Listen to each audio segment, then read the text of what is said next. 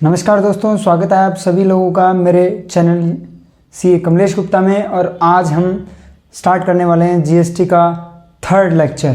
First lecture में अपन ने बेसिक ओवरव्यू और जो लीगल फ्रेमवर्क है जीएसटी का, लीगल फ्रेमवर्क जीएसटी का वो कवर किया था।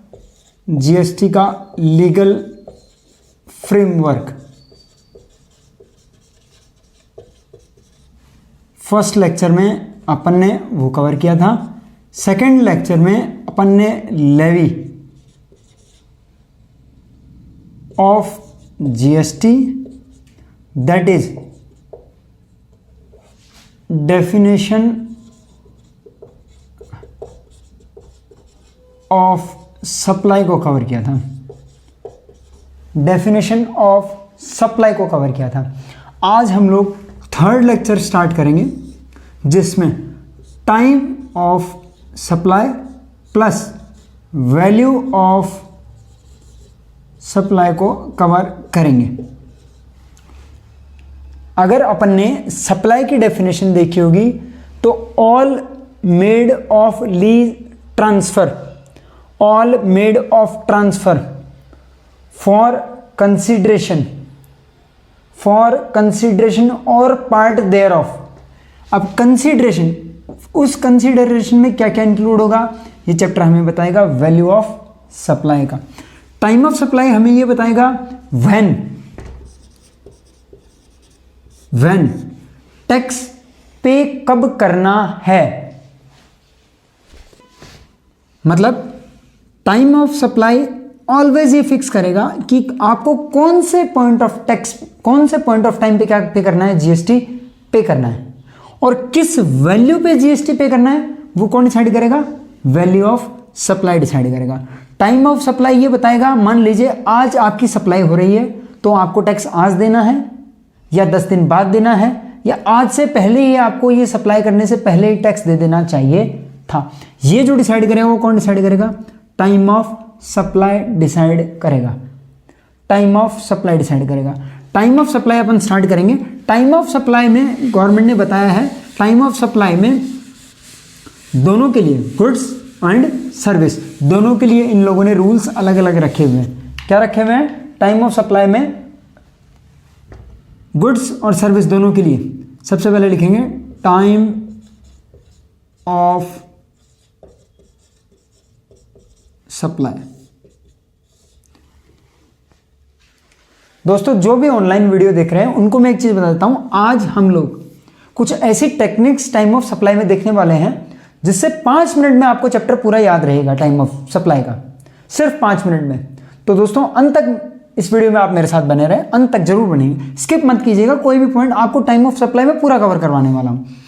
ये टाइम ऑफ सप्लाई चैप्टर सबके लिए कॉमन है, हो सकता है किसी, अब डिपेंड क्या करता है, मान लीजिए ये कोई सी इंटर का स्टूडेंट देख रहा है या सी फाइनल देख रहा है या ग्रेजुएशन का देख रहा है, तीनों में क्वेश्चन की कॉम्प्लेक्सिटी डिपेंडेंसी अलग अलग हो जाती है, बाकी कॉन्सेप्ट तीनों में सेम होता है।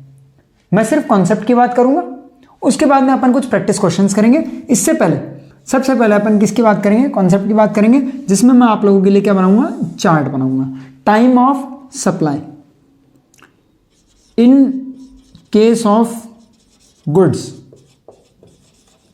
और यहां पर लिखेंगे in case of service. Case में ये लोग बोलते हैं डेट ऑफ इनवॉइस और last date of invoice to be issued और date of payment whichever is earlier। ई बताता है अर्लियर को, एल बताता है लेटर को। ई बताता है अर्लियर को, एल बताता है लेटर को। अब ये इनवॉइस कब तक इश्यू हो जाना चाहिए, तो इसके नीचे मैं लिख देता हूं यहां पर last date of invoice, last date of invoice क्या हो सकती है? When goods dispatched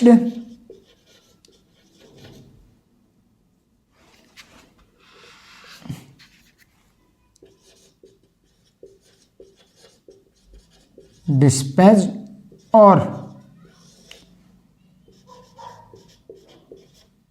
move for delivery, whichever is earlier. Goods के केस में या तो आपके इनवॉइस की डेट, जो आपने बिल बनाया है, बिल के डेट, हिंदी मीडियम के लिए मैं बोल देता हूँ, डेट ऑफ इनवॉइस जो भी बिल बनाने की डेट है, और डेट ऑफ पेमेंट जिस दिन भी आपको एक्चुअल पेमेंट रिसीव हुआ है, which ever is earlier, which ever is earlier. Invoice कब तक इशू हो जाना चाहिए? मान लीजिए आज किसी अनदर प्लेस के लिए आप गुड्स को मूव कर रहे हैं तो या तो आज, या मान लीजिए आप अपनी ही शॉप पर गुड्स सेल कर रहे हैं तो भी आज के दिन आपका इनवॉइस क्या हो जाना चाहिए? इशू होना जाना चाहिए। एक नोट में यहां पर लिखूंगा, नोट,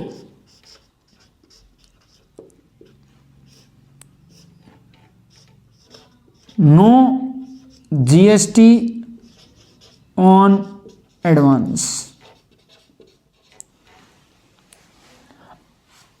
इसको आप याद रखना, क्योंकि ये जो पॉइंट है, ये जो पॉइंट है वो आपका सर्विस के केस में अलग होने वाला है। ये जो पॉइंट पूरा है, आप यहां पर एक काम कीजिए, हेडिंग में लिख लीजिए, क्योंकि दोनों पॉइंट में एक साथ नहीं लिख सकता। तो टाइम ऑफ सप्लाई यहां पर मैं लिख देता हूं, इन केस ऑफ फॉरवर्ड चार्ज। अब आप सभी को आइडिया है कि फॉरवर्ड चार्ज और रिवर्स चार्ज क्या होता है। फिर भी मैं बेसिकली दोबारा रिपीट कर देता हूं एक बार। फॉरवर्ड चार्ज क्या होता है? जहां पर सप्लायर गवर्नमेंट को टैक्स पे करता है, और रिवर्स चार्ज क्या होता है? जिसमें रिसिपिएंट गवर्नमेंट को टैक्स पे करता है, वो क्या होता है? रिवर्स चार्ज होता है। और सप्लायर और रिसिपिएंट ऑलवेज मैंने बताया हुआ है, जब डेफिनेशन बताई थी तब बताया था। कोई बात नहीं, अगर किसी ने पुराना लेक्चर नहीं देखा तो मैं दोबारा रिपीट कर देता हूं। जो भी पर्सन कंसिडरेशन पे करेगा वो रिसिपिएंट होता है, जो भी कंसिडरेशन पे करता है वो रिसिपिएंट होता है, और जो भी कंसिडरेशन रिसीव करता है वो क्या होता है? सप्लायर होता है। आइदर वो गुड्स हो चाहे सर्विस हो, आइदर सप्लायर और सर्विस, बोथ कंडीशन में सेम सिचुएशन लागू है कि सप्लायर कौन होता है? जो कंसिडरेशन रिसीव कर रहा है, और रिसिपिएंट कौन है? सर्विस या गुड्स का, जो कंसिडरेशन पे कर रहा है। ठीक है, फॉरवर्ड चार्ज और रिवर्स चार्ज मैंने आपको बता दिया है। इसके बाद में आगे इन लोगों ने बोला है नो जीएसटी ऑन एडवांस। मान लीजिए आज मैंने आपको एडवांस पे कर दिया है 1 लाख रुपीस का कि ये मेरा गुड्स है, आप मुझे 2 महीने के बाद इसका डिलीवरी देंगे, बट इसका इनवॉइस इशू नहीं किया है। तो गवर्नमेंट ने बोला है जब तक इसका इनवॉइस इशू नहीं होगा तब तक इस पर कोई टैक्स नहीं लगेगा। तो ये सर्विस के केस में ये पॉइंट अलग है, इसलिए मैंने इसको हाईलाइट भी किया है। इसका मतलब क्या है? हाईलाइट किया है कि no GST on advance. Advance पे गुड्स के केस में अगर आप कोई भी एडवांस लेते हो तो उस पर जीएसटी नहीं लगता है, उस पर जीएसटी नहीं लगता है। चलिए अब इधर आ जाइए, इन केस ऑफ सर्विस। मैं एक बार पूरा बना देता हूं, अगर किसी को बाद में स्नैप लेना होगा तो मैं पीछे हट जाऊंगा, आप आराम से स्नैप ले लीजिएगा। और अगर आप नोट डाउन करना चाहते हैं तो बहुत अच्छी बात है, पोज करके भी नोट कर सकते हैं। इन केस ऑफ सर्विस, जो पीछे बैठे हैं वो तो मेरे साथ के साथ नोट कर रहे होंगे। अगर इधर का पार्ट किसी का रह गया है तो आप थोड़ा सा स्पेस छोड़ के पहले इधर का नोट कर लीजिए। आइए, in case of service, date of invoice और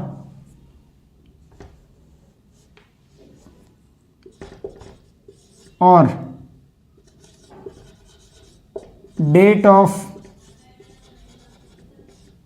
payment whichever is earlier. If invoice issued within time.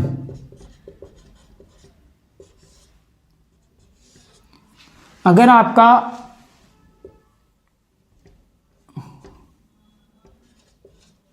आपका इनवॉइस विद इन टाइम में इशू हो गया है तो डेट ऑफ इनवॉइस और date of payment whichever is earlier.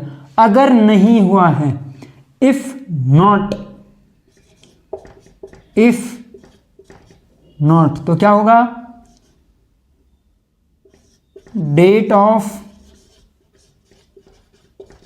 Completion of service और date of payment whichever is earlier. Date of invoice और date of payment whichever is earlier. चलिए फटाफट से ये नोट अब क्या करेंगे अपन, यहां पे भी लिखेंगे।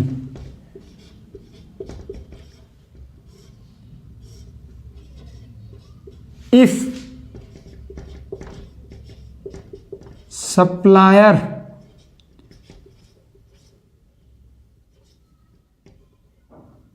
received advance,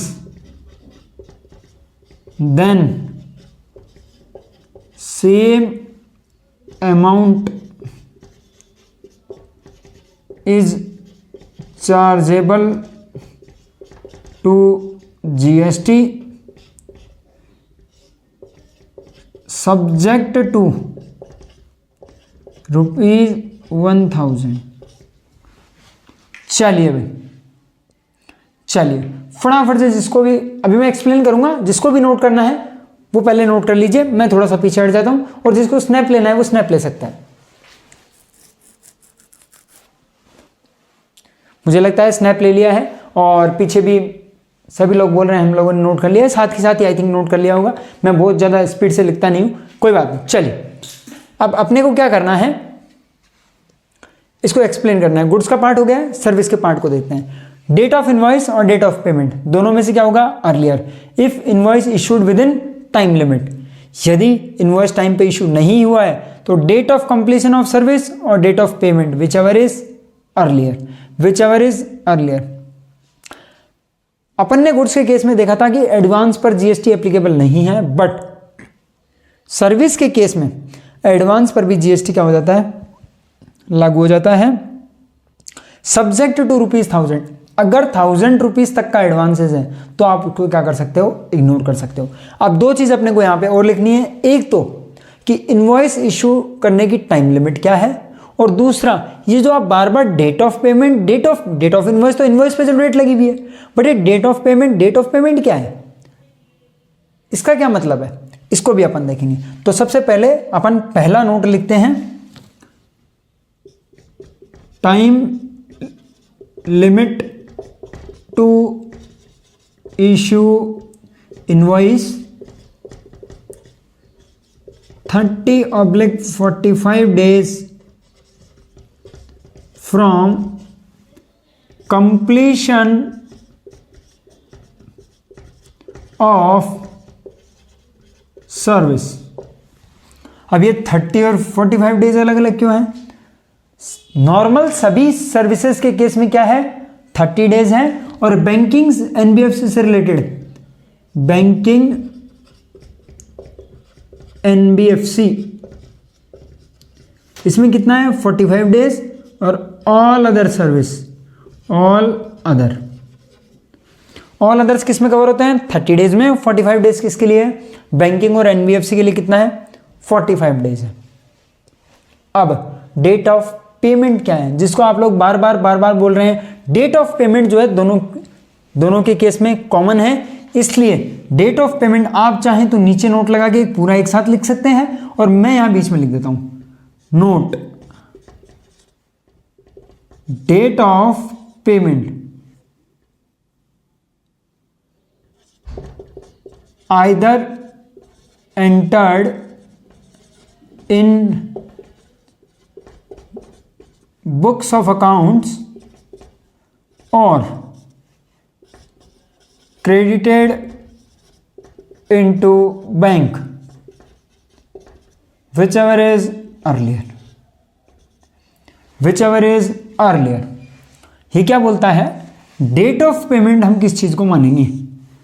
date of payment का मतलब है, मान लीजिए आज मुझे कोई कस्टमर चेक देके चला गया और मैंने उस चेक को 10 दिन बाद बैंक में डिपॉजिट किया। चेक डिपॉजिट करने के लिए आजकल तो CTS आ गया है, चेक ट्रंकेशन सिस्टम। पहले तो चेक क्लियर होने में 3 to 4 डेज का टाइम लगता था, बिजनेस डेज का। आजकल तो सेकंड BD पे चेक क्लियर हो जाता है। तो हम किसको, कौन सी डेट को कंसिडर करेंगे? जिस दिन कस्टमर चेक दे के गया वो दिन, या फिर जिस दिन हमारे बैंक में पेमेंट आया वो दिन। डेट ऑफ पेमेंट कौन सी कंसिडर होगी? जो भी दोनों में से अर्लियर है, मतलब जिस दिन कस्टमर हमें चेक देके चला गया वो कौन सी कंसिडर होगी? Date of payment. और इनवॉइस पे जो डेट लगी हुई है वो date of invoice, whichever is earlier, वो दोनों में से क्या होगी? कंसिडर होगी। अब जिसको भी स्नैप लेना है वो ले सकता है। मैं पीछे हट जाता हूं और पीछे वाले स्टूडेंट्स फटाफट से नोट करेंगे इस चीज को।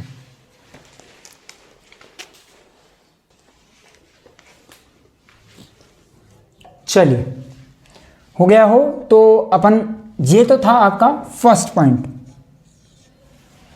ये तो था आपका फर्स्ट पॉइंट। अब अपन देखते हैं सेकंड पॉइंट। मैं इसको इरेज कर देता हूं और अपन देखते हैं second point.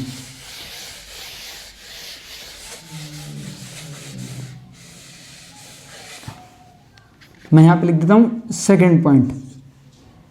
In case of continuous supply, continuous supply goods की भी हो सकती है और सर्विस की भी हो सकती है। गुड्स के केस में मैं आपको एक बहुत अच्छा एग्जांपल देता हूं। मान लीजिए एक फैक्ट्री है, मेरी एक फैक्ट्री है जिसमें हम क्या बनाते हैं?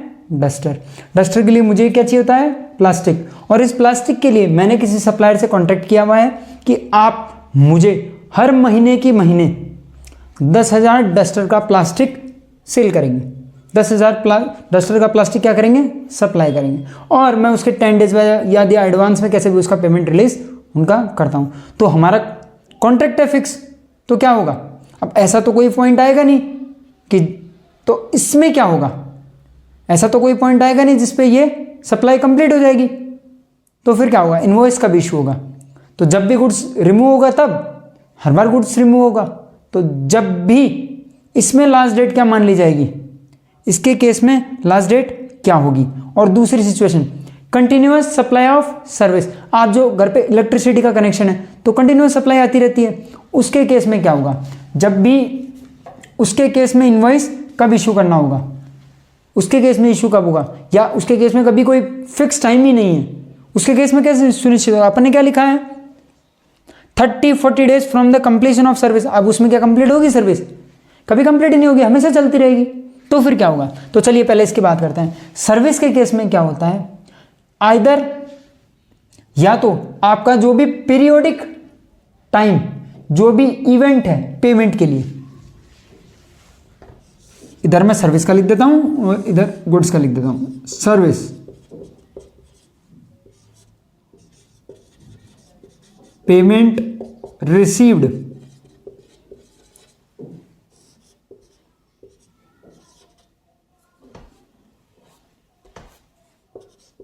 Fixed event occurred decided as per contract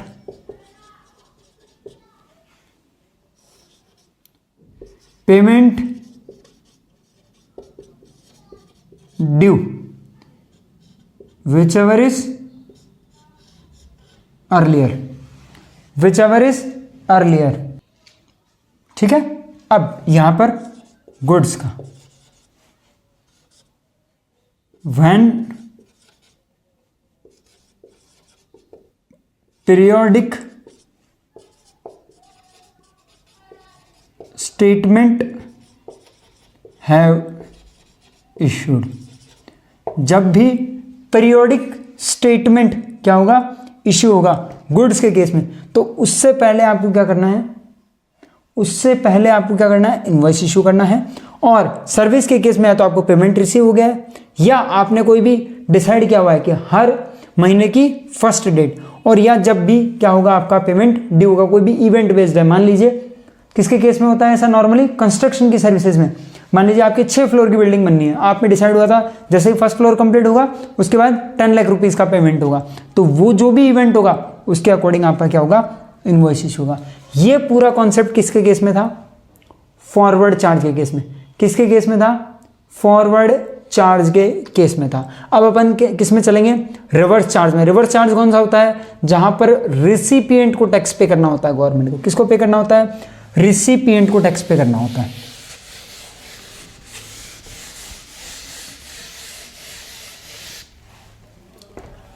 चलिए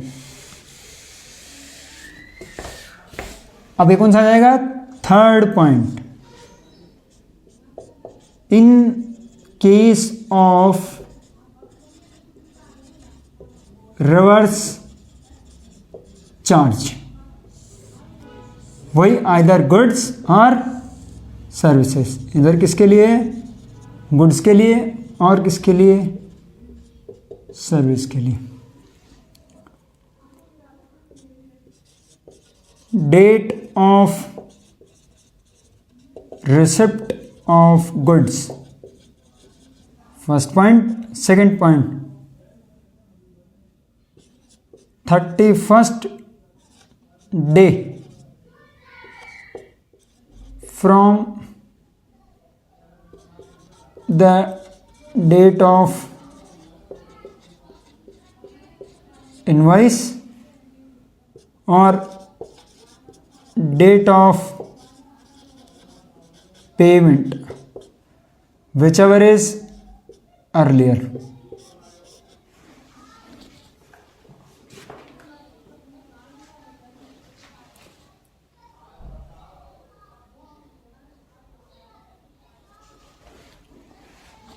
ठीक है। इसके बाद में सर्विस के केस में, सर्विस के केस में गुड्स तो कभी रिसीव होगा ही नहीं, तो इसके केस में क्या आएगा, 31st की जगह 61st day from date of invoice और date of payment, whichever is earlier, whichever is earlier, जो भी होगा उन दोनों उसके अकॉर्डिंग क्या हो जाएगा, सर्विस। अब यहां पर एक नोट लगा के अपन लिखेंगे, अब इसमें डेट ऑफ पेमेंट का मतलब चेंज हो जाएगा। वहां पर डेट ऑफ पेमेंट किसके एंगल से देख रहे थे, जिसको पेमेंट मिल रहा था, और यहां पर डेट ऑफ पेमेंट कौन सी देखेंगे, जो पेमेंट कर रहा है। तो either entered into books of accounts और debited to bank, whichever is earlier। या तो अपन ने क्या किया है, जिस दिन का चेक दिया है, या फिर जब वो बैंक में क्या हो गया है, डेबिट हो गया। पहले डेबिट कैसे होगा, नेफ्ट से डेबिट हो जाएगा, नेफ्ट से डेबिट हो जाएगा। हो सकता है अपन ने बुक्स में एंट्री बाद में करी होगी, तो इसके केस में क्या होगा, जब भी अपन ने क्या किया है, बुक्स में एंट्री की है या फिर वो बैंक में क्या हो गया है, डेबिट हो गया है, इन दोनों में से जो भी डेट अर्लियर होगी। और ये जो प्रोविजन है आपका, ये क्या रहता है, गुड्स और सर्विस के केस में कॉमन रहता है, कॉमन फॉर बोथ, दोनों के लिए क्या होता है, कॉमन होता है। दोनों की डेट ऑफ पेमेंट के लिए क्या होता है, कॉमन होता है। ये क्या है, रिवर्स चार्ज के केस में। किसके केस में है, रिवर्स चार्ज के केस में। अगर आप चाहें तो स्नैप ले सकते हैं। चलिए इसके बाद में अपना फोर्थ पॉइंट, मैंने अभी भी कुछ भी एक्सप्लेन नहीं किया है, सिर्फ मैं प्रोविजन नोट डाउन करवा रहा हूं, उसके बाद एक साथ एक्सप्लेन करूंगा, एक साथ। फोर्थ, ये थर्ड है, फोर्थ पॉइंट छोटा सा है तो मैं यहां लिख देता हूं,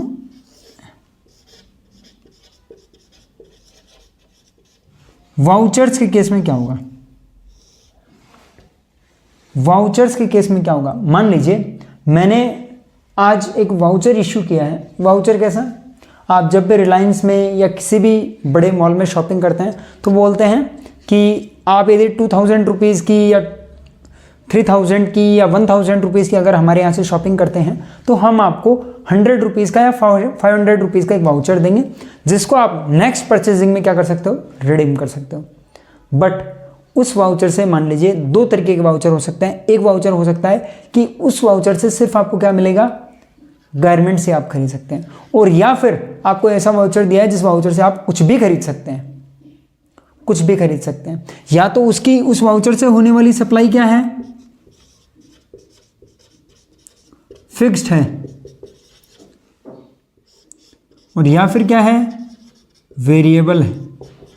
अगर वो फिक्स्ड है तो date of issued of voucher, और इसके केस में क्या होगा? Date of redemption. ये क्या मान लिया जाएगा? Time of supply. ये क्या मान लिया जाएगा? Time of supply. इस तरह से अपन ने 4 पॉइंट देखे, फॉरवर्ड चार्ज में, कंटिन्यूअस में, रिवर्स चार्ज के केस में और वाउचर के केस में। चलिए फटाफट से 5th पॉइंट स्टार्ट करते हैं।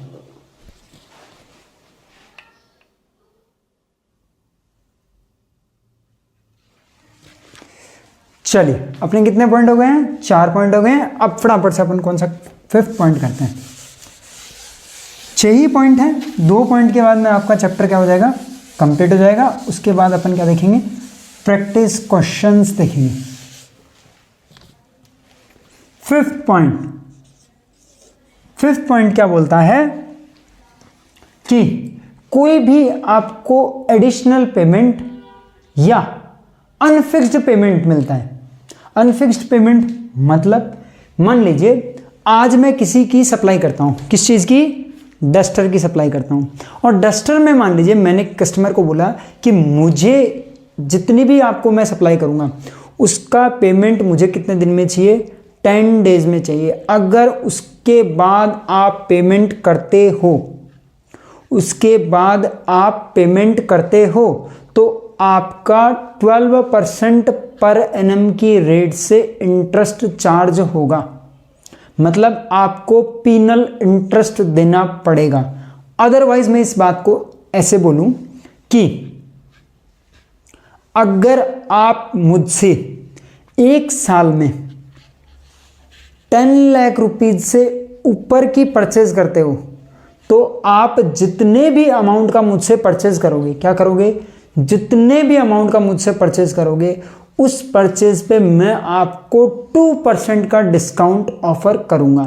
बट आज तो वो सिचुएशन है नहीं, पता नहीं है, हो सकता है मैं वो मुझसे 10 लाख रुपीस के डस्टर परचेज करें या ना करें।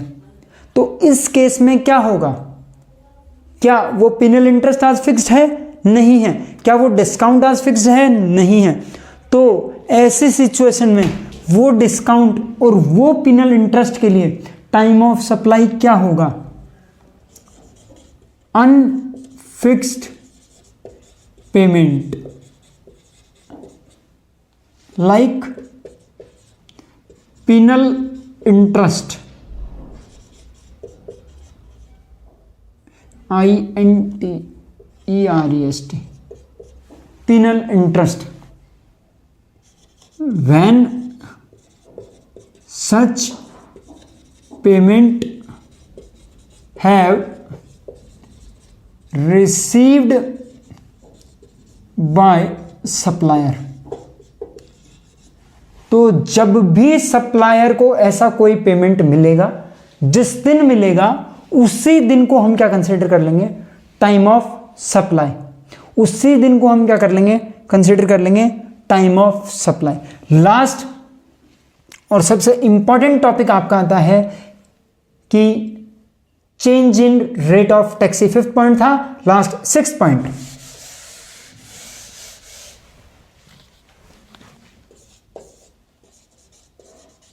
Change in rate of tax. चलिए इस पॉइंट को स्टार्ट करने से पहले मैं आपसे एक जनरल बात करता हूं। जनरल बात करता हूं क्या? जनरल बात का मतलब ये होता है, आज किसी भी स्टेट में या कहीं पे भी इलेक्शन होते हैं तो किसको ऑप्ट किया जाता है? जिसके वोट्स ज़्यादा होते हैं। सरकार किसकी बनती है? बहुमत की। सरकार किसकी बनती है? बहुमत की। सेम कॉन्सेप्ट यहां पे लगने वाला है, सेम कॉन्सेप्ट यहां पे लगने वाला है। इसमें 3 इवेंट हैं, इसमें 3 इवेंट होंगे। कौन कौन से? First, date of payment. Second, date of invoice. और थर्ड, डेट ऑफ सर्विस। याद रखना, राजा हमेशा इन दोनों में से बनेगा। राजा किन दोनों में से बनेगा? इन दोनों में से बनेगा, या तो डेट ऑफ पेमेंट या डेट ऑफ इनवॉइस बनेगा। किसका? मान लीजिए या तो बिफोर है या आफ्टर है। चलिए मैं आपको बताता हूं। Change in rate of tax है, मैं इसको आपको एक एग्जांपल से एक्सप्लेन कर देता हूं। Change in rate of tax क्या है? 1 अप्रैल 21, 1 अप्रैल 21। डेट ऑफ पेमेंट क्या है? 31 मार्च है। डेट ऑफ इनवॉइस क्या है? 30th ऑफ मार्च है। और date of completion of service, date of completion of service क्या है? 28 मार्च है। तो इसमें change in rate of tax का मतलब क्या है? नॉर्मली क्या होता है? इनवॉइस और पेमेंट, इनवॉइस और payment whichever is earlier, तो क्या हो जाएगा? This date. ये तो तीनों डेट ही किसके पहले हैं? इसके पहले हैं, तो इसका तो कोई रिलेशन ही नहीं है। अगर इन तीनों में से एक इवेंट बाद में होता है, मान लीजिए ये क्या है, 2/4/21 है, ये डेट क्या है? 2 अप्रैल, 2 अप्रैल। अब इसमें से क्या हुआ? राजा किस में से बनेगा? इन दोनों में से बनेगा। राजा इन दोनों में से बनेगा, बट किसकी बनेगी? बहुमत की सरकार बनेगी। चलिए, तो मैंने क्या बोला? सरकार किसकी बनेगी? बहुमत की। Date of supply service oblique goods, दोनों लिख देता हूं मैं, अदरवाइज तो कंफ्यूज हो जाएगा कि सिर्फ सर्विस के केस में ये प्रोविजन है क्या। ये प्रोविजन कॉमन है दोनों के केस में, ठीक है। तो मैंने क्या बोला? राजा इन दोनों में से बनेगा, बट क्या होगा? इसके केस में होगा। अब नॉर्मल प्रोविजन क्या होता है? इनवॉइस और payment whichever is earlier, तो इसके केस में यह हो जाएगा। इसका क्या ताल्लुक है? इसका तो कोई मतलब ही नहीं है। अब मान लीजिए ये अगर सिचुएशन ऐसी होती, कैसी? ये किसको होता? 30 मार्च को। ये किसको होता? 2/4/21 को। और ये क्या होता? 5/4/21 को। सप्लाई इससे पहले हो गई है। किससे? Change in rate of tax से पहले सप्लाई हो गई है। अगर पहले सप्लाई हो गई है तो इसके साथ जो खड़ा है, न तो ये इसके साथ खड़ा है, ये दोनों काम ही क्या हुए हैं बाद में। एक काम भी यदि पहले हो जाता तो वो क्या बन जाती? Time of supply. बट यहां पे तो क्या हुआ है? दोनों ही काम बाद में हुए हैं, तो इन दोनों में से जो भी अर्लियर होगा।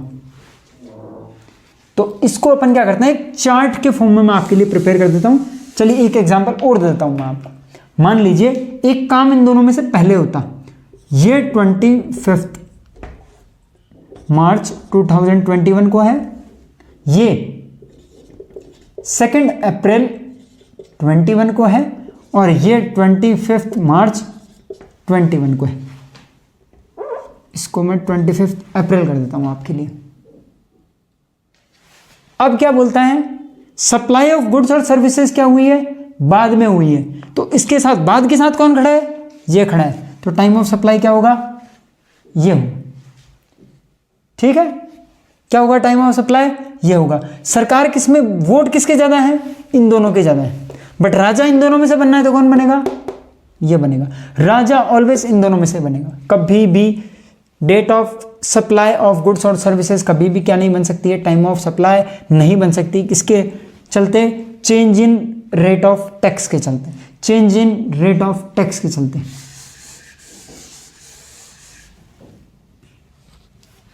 चलिए, ये क्या हुआ है, आफ्टर चेंज,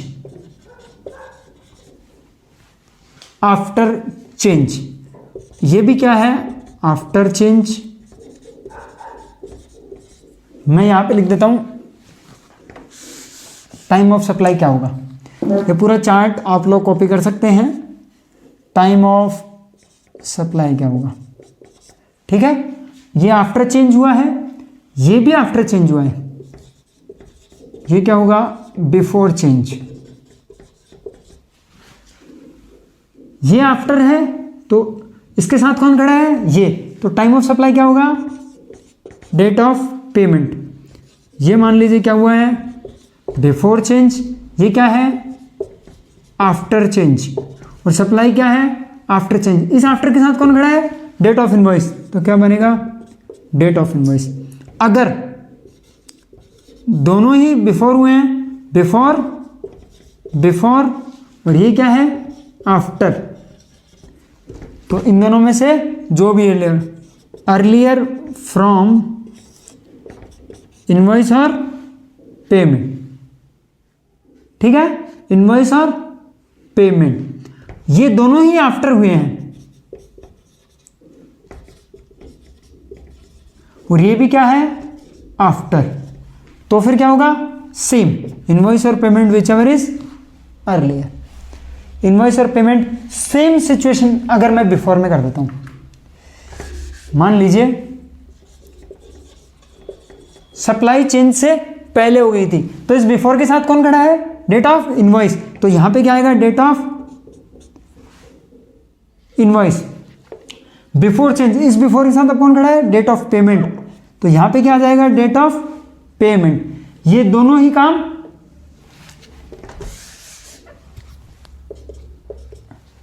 ये क्या हुआ है, पहले, और ये दोनों भी पहले हुए थे, इनवॉइस और payment whichever is earlier.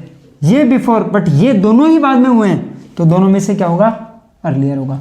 इस चार्ट के माध्यम से मैं आपको यह बताना चाहता हूं कि डेट ऑफ सप्लाई क्या है, सिर्फ बेसिस है। इसके साथ जो आदमी बहुमत में खड़ा होगा, इन दोनों में से, इन दोनों में सरकार हमेशा इन दोनों में से बनेगी, बट इसके साथ जो खड़ा होगा उसकी सरकार बनेगी।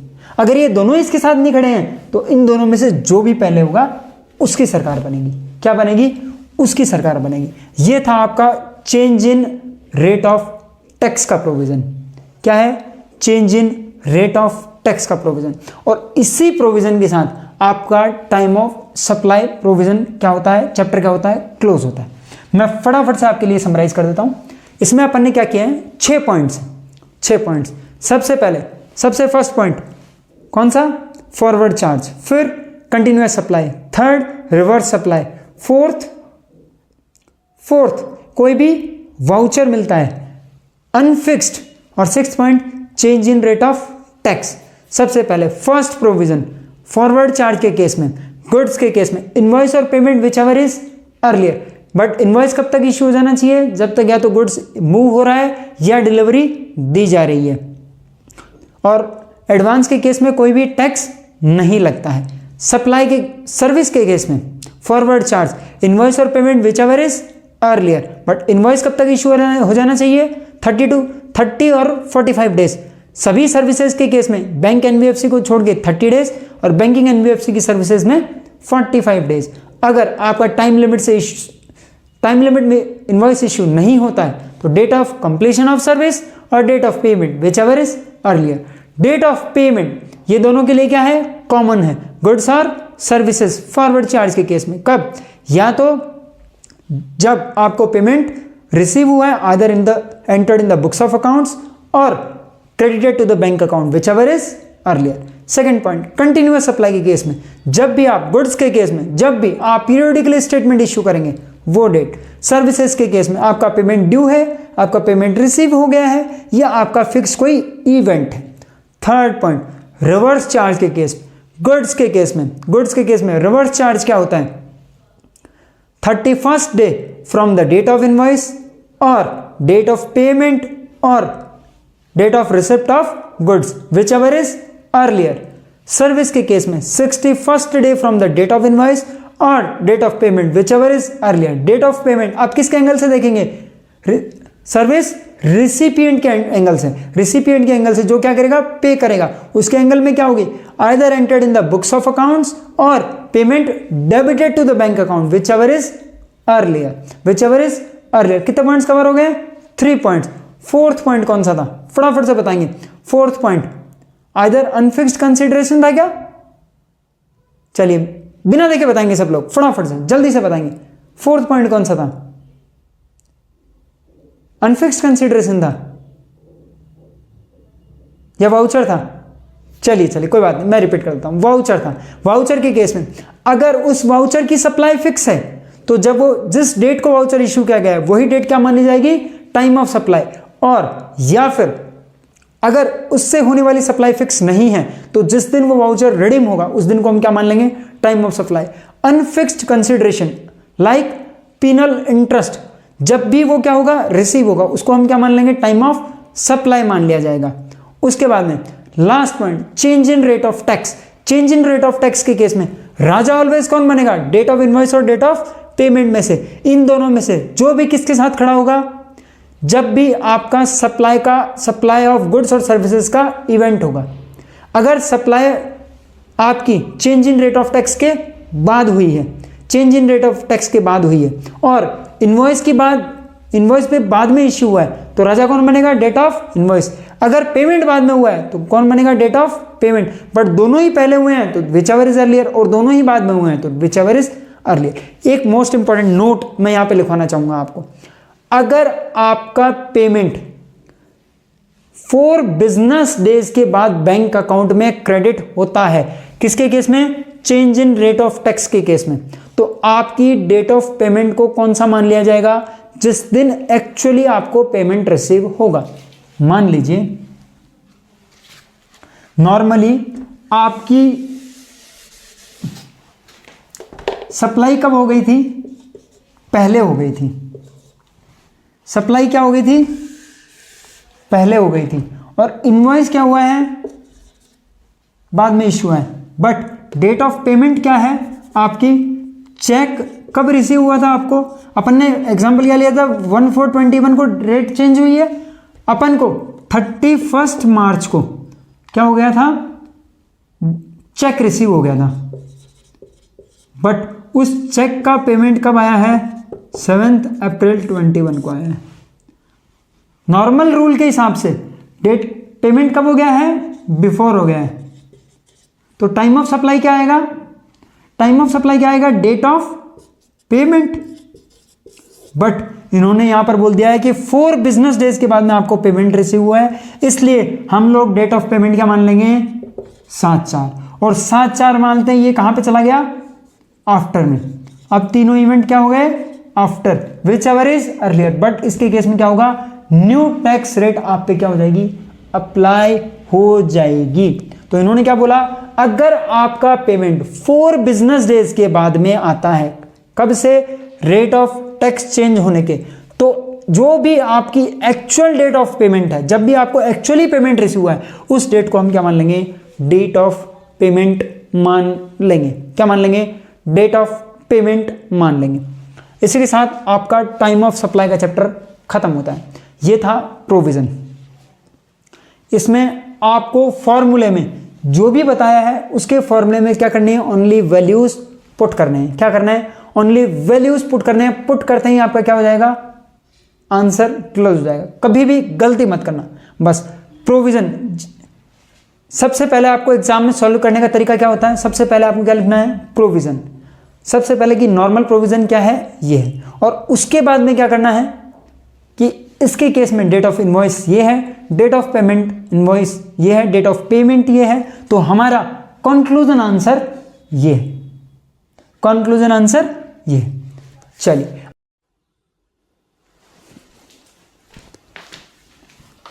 चलिए गाइस फटाफट से स्टार्ट करेंगे। टाइम ऑफ सप्लाई अपना खत्म हो चुका है। अपन एक साथ प्रैक्टिस क्वेश्चन करेंगे time of supply and the value of supply के, वैल्यू ऑफ सप्लाई चैप्टर के। तो अपन स्टार्ट करते हैं value of supply. Value of supply का मतलब क्या होता है? वैल्यू ऑफ सप्लाई, क्या जरूरत पड़ी इसको निकालने की?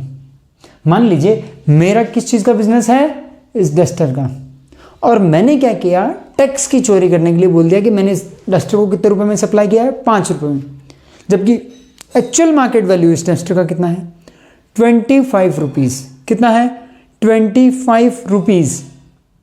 तो हमने कितने रुपए पर टैक्स चोरी कर ली गवर्नमेंट से? 20 रुपीज पर। तो गवर्नमेंट बोलती है किसी चीज की वैल्यू कैसे डिसाइड होगी? उस वैल्यू पर कितनी वैल्यू पर टैक्स लगना चाहिए। मान लीजिए ये डस्टर है या ये मार्कर है या मेरी कोचिंग क्लासेस हैं, उसकी कितनी वैल्यू पर टैक्स लगना चाहिए, वो वैल्यू कौन डिसाइड करेगा? Value of supply. इसमें 2 कंडीशन उन लोगों ने बोली है। क्या?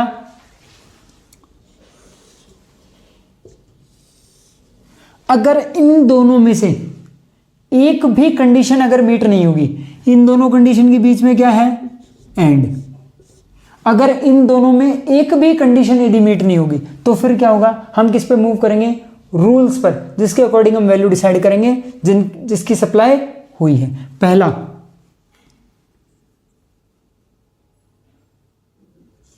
वैल्यू इज सोल कंसिडरेशन, इसका मतलब अभी मैं आपको बताऊंगा। एंड दूसरा, बिटवीन अनरिलेटेड पार्टीज। सप्लाई जो है उसकी जो वैल्यू है वो सोल कंसिडरेशन होना चाहिए, ठीक है। और बिटवीन अनरिलेटेड पार्टीज में क्या होना चाहिए? बिटवीन अनरिलेटेड पार्टीज में, किस में होना चाहिए? अनरिलेटेड पार्टीज में। इसका मतलब क्या होता है? वैल्यू सोल कंसिडरेशन का मतलब क्या होता है? मान लीजिए चलिए, वैल्यू सोल कंसिडरेशन का मतलब क्या होता है? मान लीजिए मैं आपको एग्जांपल देता हूं कि एक सैमसंग का मोबाइल है, सैमसंग का मोबाइल है जिसकी मार्केट प्राइस क्या है? 20,000 रुपीज। कितनी है? 20,000 रुपीज। अब मैंने क्या किया? एक ओल्ड में एक्सचेंज में फोन दिया मेरा, जिसमें उसकी वैल्यू मुझे एक्सचेंज में कितना अमाउंट मिला? 7,000 रुपीज। और मैंने एडिशनल कितना पे किया? एडिशन कितना पे किया? 13,000 रुपीज। ऐसे करके मेरा टोटल कितना पेमेंट हुआ? 20,000 का। तो अब जीएसटी कितने पे चार्ज होना चाहिए? 20,000 पे, 7,000 पे या 13,000 पे? ऑब्वियसली उसकी सप्लाई की वैल्यू कितनी है? 20,000। तो जीएसटी कितने पे चार्ज होना चाहिए? 20,000 पे। बट क्या होगा? वैल्यू कितने पे हुई है? 13,000। तो मैं तो गवर्नमेंट को बोलूंगा मैंने कस्टमर से कितना चार्ज किया है? 13,000। तो आपकी जीएसटी कितने पे लीजिए? 13,000 पे। बट गवर्नमेंट बोलेगी वैल्यू कितनी है? 20,000। उन्होंने क्या बोला? प्राइस सोल कंसिडरेशन होना चाहिए। क्या ये जो प्राइस है ये सोल कंसिडरेशन है? नहीं। सोल कंसिडरेशन क्या है? 20,000। तो जहां पर प्राइस क्या नहीं होगी? सोल कंसिडरेशन नहीं होगी, वहां पे क्या होगा? हम किस पे मूव करेंगे? गवर्नमेंट बोल रही है आपकी डिक्लेयर की गई वैल्यू को हम क्या नहीं मानेंगे? वैल्यू ऑफ सप्लाई नहीं मानेंगे। और वैल्यू किसके अकॉर्डिंग कैलकुलेट करेंगे? जो हमारे रूल्स है उसके अकॉर्डिंग कैलकुलेट करेंगे। बिटवीन रिलेटेड पार्टीज, मान लीजिए मेरा एक फैक्ट्री कहाँ पे है, जयपुर में, और दूसरी कहाँ पे है, मुंबई में।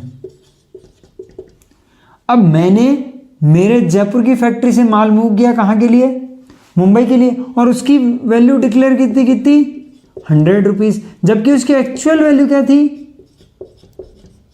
1 लाख रुपीज़। तो गवर्नमेंट क्या बोलती है कि जहां पर भी पार्टीज रिलेटेड हैं, या फिर मान लीजिए मिस्टर एक्स हैं, कौन है, मिस्टर एक्स हैं, और इनकी क्या है, मोबाइल शॉप है,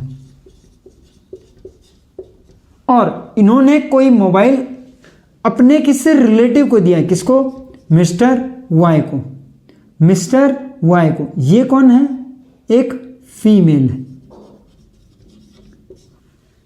एक फीमेल है, और एक फीमेल है, और दूसरा क्या है, रिलेटिव है। तो इन्होंने इनको अच्छा डिस्काउंट दिया। मोबाइल की एक्चुअल वैल्यू क्या थी 20,000, और इन्होंने कितने में दे दिया उनको, बोले आपके हम सस्ता लगा देंगे, आप 10,000 दे देना, ले जाओ। कितने में लगाया, 10,000। तो यहां पर क्या है, पार्टीज रिलेटेड है, रिलेटेड पार्टीज हैं, रिलेटेड पार्टीज हैं, और तो वैल्यू क्या होगी, इंपैक्ट हो गई। इसलिए आपकी जो डिक्लेयर की गई वैल्यू है 10,000 रुपीज, हम उसको वैल्यू ऑफ सप्लाई नहीं मानेंगे, और किस पे मूव करेंगे, किस पे मूव करेंगे, रूल्स पे मूव करेंगे।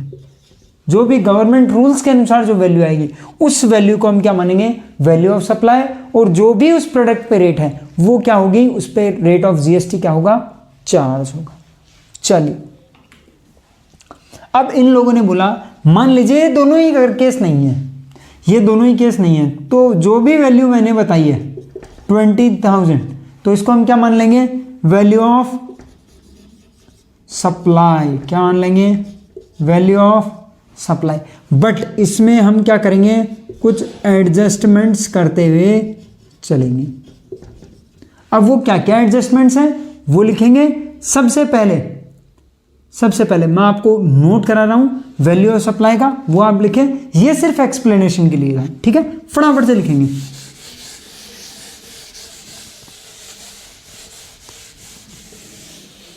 क्या लिखेंगे, price actually paid oblique payable,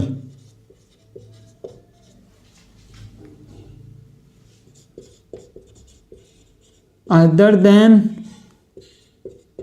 sole consideration and related parties, क्योंकि उनके लिए तो क्या होगा, हम ही वैल्यू मानेंगे ही नहीं, तो ये जो भी आएगा उसको हम यहां पे पुट करते हुए चलेंगे। साथ ही साथ 5 एडजस्टमेंट्स जो ऑलवेज हम आपकी क्या करते हुए चलेंगे, ऐड या लेस करते हुए चलेंगे। सबसे पहले all taxes other than GST, GST को छोड़ के अगर कोई भी टैक्स होगा तो वो हम आपका क्या करते हुए चलेंगे, ऐड करते हुए चलेंगे। दूसरा,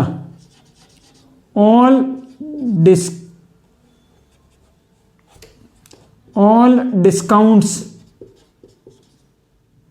made at the time of supply, all discounts made at the time of supply.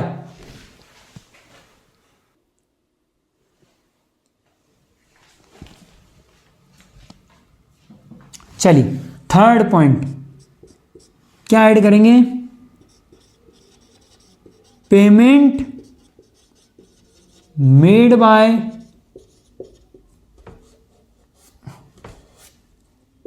recipient to another person on behalf of supplier. Fourth point, incidental expenses, last point subsidy. ये पॉइंट का जो भी value आएगा उनका हम adjustments करते हुए चलेंगे। सिर्फ एक पॉइंट लेस होगा, बाकी चारों पॉइंट क्या होंगे, ऐड होंगे। ये जो भी टोटल लास्ट में फाइनल आएगा, ये क्या निकल के आएगी, वैल्यू ऑफ सप्लाई। क्या निकल के आएगा, वैल्यू ऑफ सप्लाई। फटाफट से जिसको नोट करना है वो नोट कर लीजिए, और जिसको स्नैप लेना है वो स्नैप ले सकता है फटाफट से। 1 मिनट का टाइम है आपके पास। चलिए, आप लोगों ने, मुझे उम्मीद है कि आपने नोट कर लिया होगा। मैं इनको फटाफट से एक्सप्लेन कर देता हूं इन पॉइंट्स को। प्राइस एक्चुअली पेड और पेबल। मैंने ये डस्टर किसी को सेल किया और उससे कितना अमाउंट चार्ज किया, 10 रुपीज़। कितना चार्ज किया, 10 रुपीज़। प्राइस एक्चुअली पेड और पेबल। मैंने कहा इस पर एक एक्साइज ड्यूटी लगती है, कितने रुपीज़ की, 3 रुपीज़ की। मैं एग्जाम्पल के साथ बता रहा हूँ आपको।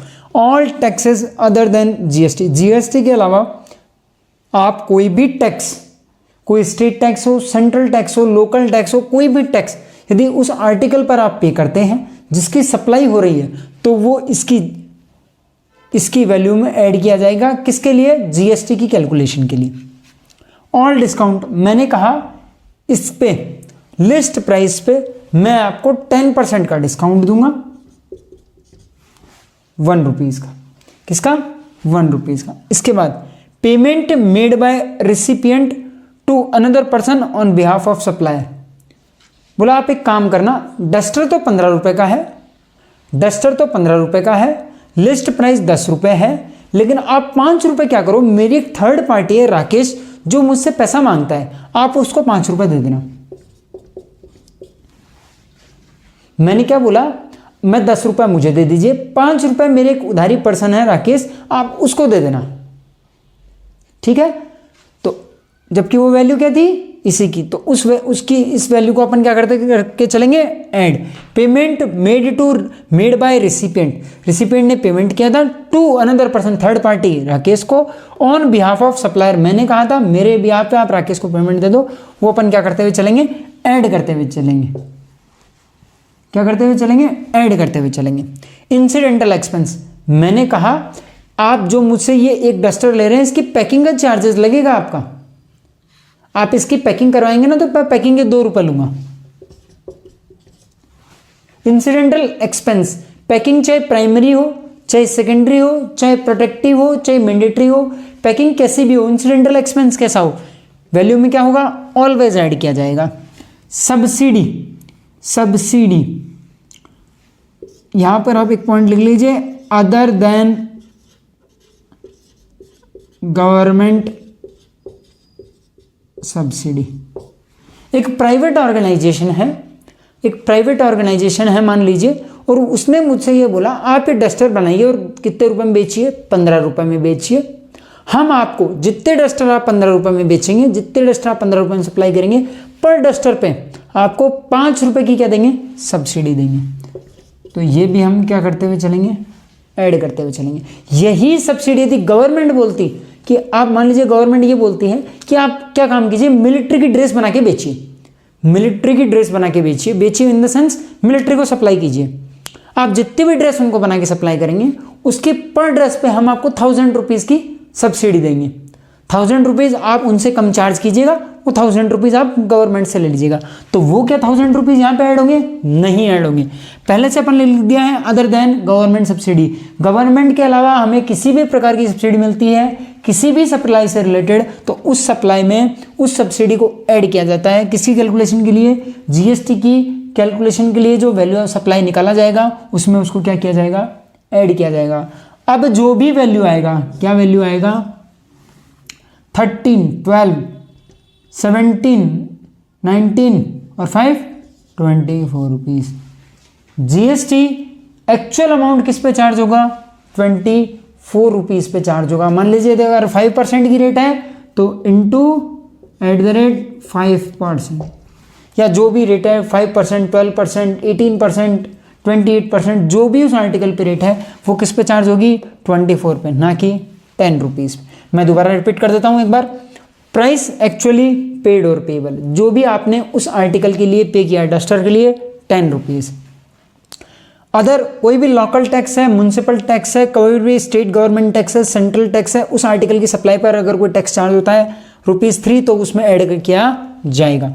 कोई भी डिस्काउंट जो at the time of supply available है वो लेस किया जाएगा। मान लीजिए, चलिए यहाँ पे मैं आपको थोड़ा सा कंफ्यूज करता हूँ।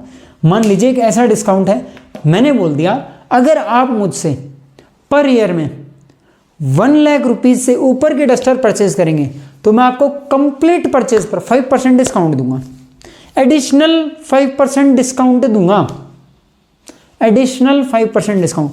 आज ये 10% तो मैंने आपको दे ही दिया, इसमें तो कोई डाउट नहीं है। बट आप जो भी मुझसे जो भी क्या करेंगे, ओवरऑल ईयर में परचेज करते हैं, अगर वो आपकी ओवरऑल ईयर की परचेज 1 लाख रुपीज़ से ज़्यादा होती है तो मैं आपको एक एडिशनल डिस्काउंट दूंगा। कितना, 5 रुपीज़ का। कितना, 5 रुपीज़ का, 5 रुपीज़ का, इन द सेंस 5% का। कितना, 5% का।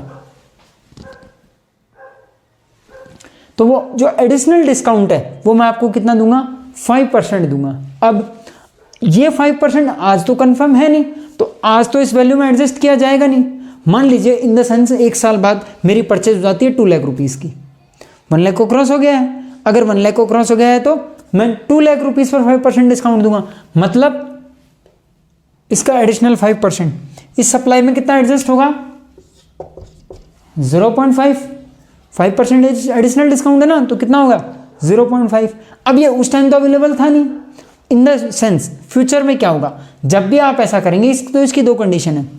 At the time of supply ये डिस्काउंट की कंडीशंस क्लियर होनी चाहिए, और इसका जितना भी जीएसटी क्रेडिट बनता है वो आपने रिवर्स किया हो, रिसिपिएंट ने उतना जीएसटी क्रेडिट अपनी बुक्स में रिवर्स किया हो, तो आप क्या कर सकते हैं, इस डिस्काउंट को उस वैल्यू से क्या कर सकते हैं, एडजस्ट कर सकते हैं। ये आपका एडिशनल पॉइंट था।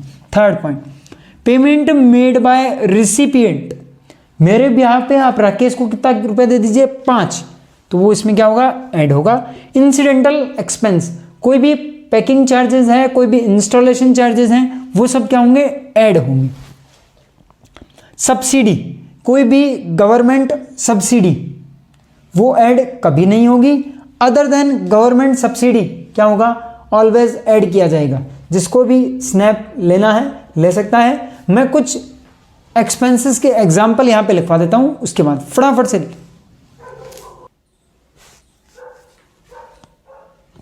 कुछ एग्जाम्पल्स मैं यहां पर लिखवा देता हूं, जिसमें क्या है आप लोग कंफ्यूज होते हैं। वो मैं इधर लिख देता हूं। कहां लिख देता हूं, इधर लिख देता हूं।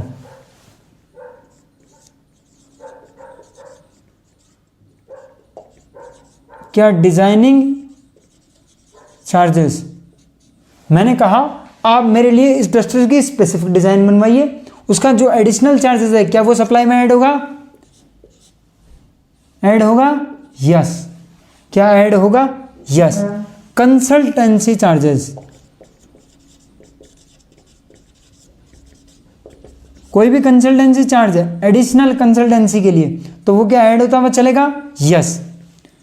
कोई भी टेस्टिंग है, किसी भी प्रोडक्ट का ट्रायल रन है, टेस्टिंग है, क्या वो ऐड होगा, यस। कोई भी इंस्टॉलेशन है, इंस्टॉल है, क्या वो प्रोडक्ट की वैल्यू ऑफ सप्लाई में ऐड होता हुआ चलेगा, यस। कोई भी पिनल इंटरेस्ट है, क्या वो वैल्यू ऑफ सप्लाई में ऐड होगा, यस। अगर इसका याद होगा तो मैंने टाइम ऑफ सप्लाई में इसके लिए आपको रूल बताया था कि ये टैक्सेबल कब होता है, जब भी ऐसा कोई पेमेंट आपको रिसीव होता है तो वो क्या होता है, पिनल इंटरेस्ट ऐड किया जाता है, ठीक है। प्राइमरी पैकिंग ऐड होगा, yes. Secondary packing,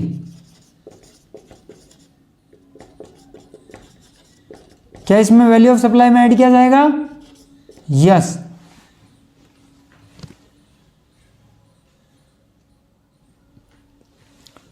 all taxes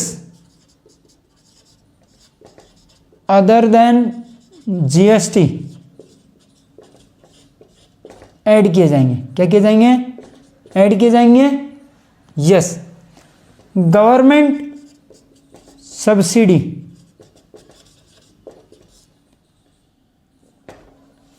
add होगी? नो। आपको किसी भी नाम से कोई भी एक्सपेंस दे, किसी भी नाम से कोई भी एक्सपेंस दे, जबरदस्ती का कंफ्यूज करे नहीं होना है। इन पॉइंट्स को ऑलवेज याद रखना है और इसके अकॉर्डिंगली वैल्यू में क्या करना है? एडजस्ट करना है। क्या करना है? वैल्यू में एडजस्ट करना है, ऑलवेज एडजस्ट करना है।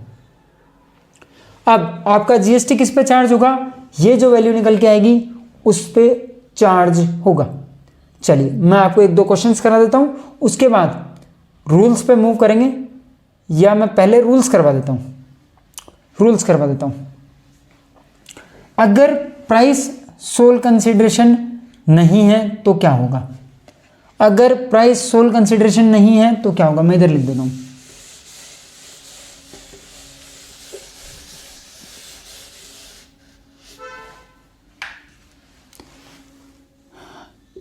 If price not sole consideration, अगर प्राइस सोल कंसिडरेशन नहीं है तो क्या होगा? तो आप क्या कीजिए, ओपन मार्केट वैल्यू, क्या ले लीजिए? Open market value.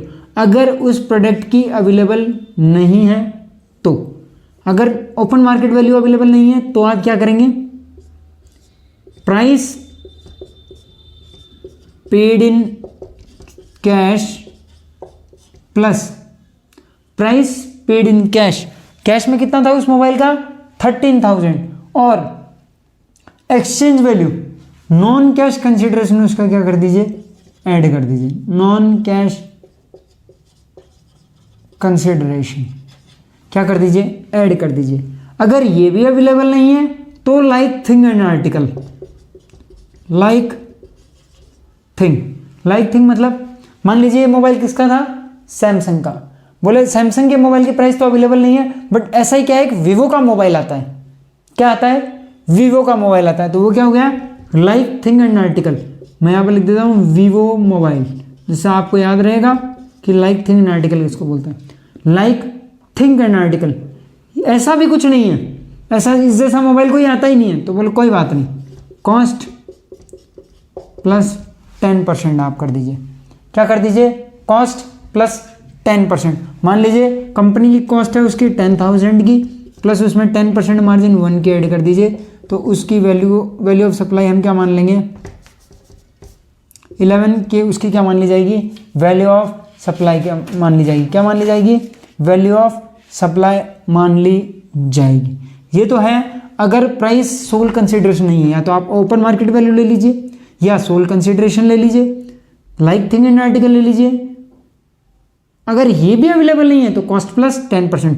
First priority open market value, ये नहीं है तो टोटल कंसिडरेशन, ये भी नहीं है तो लाइक थिंग एंड आर्टिकल, ये तीनों ही नहीं है तो कॉस्ट प्लस 10%। अगर क्या है? प्राइस पर्सन्स क्या है? रिलेटेड पार्टीज है। क्या है?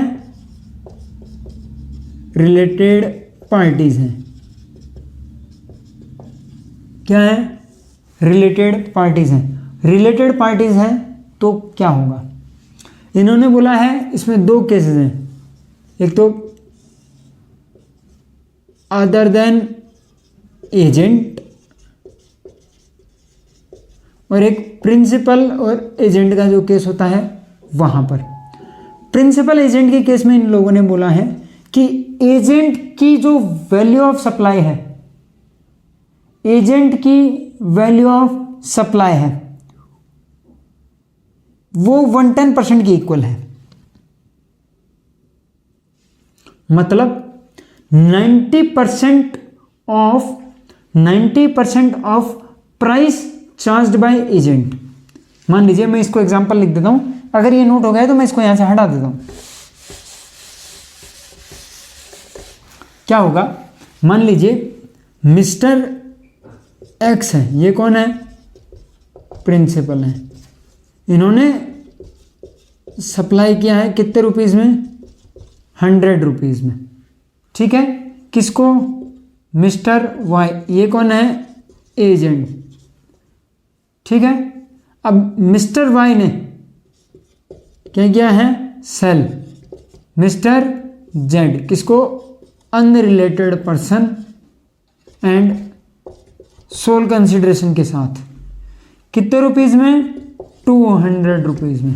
तो इन लोगों ने बोला है इन दोनों के बीच में, इन दोनों के बीच में जो आर्टिकल की सप्लाई है उसकी वैल्यू कितनी मानेंगे, वैल्यू ऑफ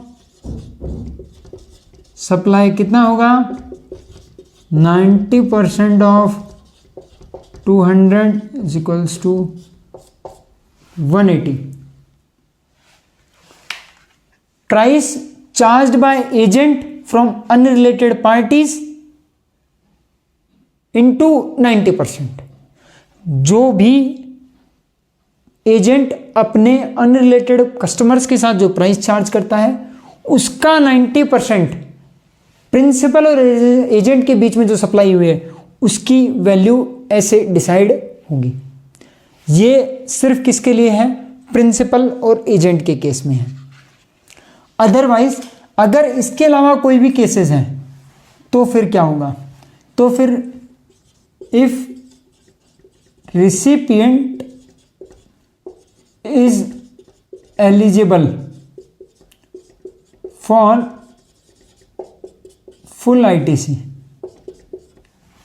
अगर परचेजर जो कि गुड्स परचेज कर रहा है वो क्या है, जितना भी जीएसटी सप्लायर ने पे किया है उसकी फुल आईटीसी के लिए एलिजिबल है, तो जो भी आप वैल्यू डिक्लेयर करोगे ना, जो भी आप वैल्यू डिक्लेयर करोगे वही हम क्या मान लेंगे, वैल्यू ऑफ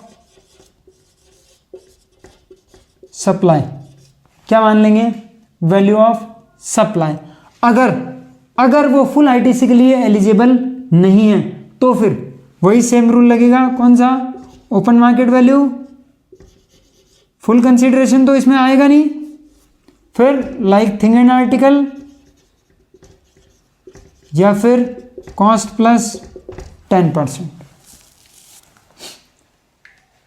कॉस्ट प्लस 10%। ये मैंने आपका सारा वैल्यूएशन चैप्टर समराइज कर दिया है, other than some specified persons. Specified persons जैसे मनी एक्सचेंजर है, इंश्योरेंस प्रीमियम है, सेकंड हैंड गुड्स डीलर्स हैं, उनके लिए कुछ के लिए प्रोविजंस अलग हैं। उन प्रोविजंस को छोड़ के मैंने आपका पूरा वैल्यूएशन का कंप्लीट चैप्टर समराइज कर दिया।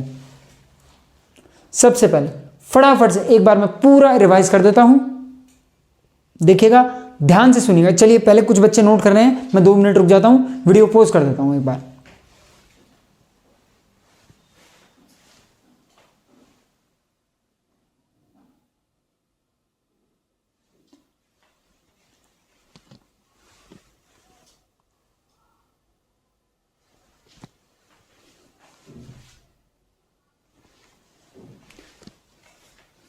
चलिए फटाफट से सुनिएगा।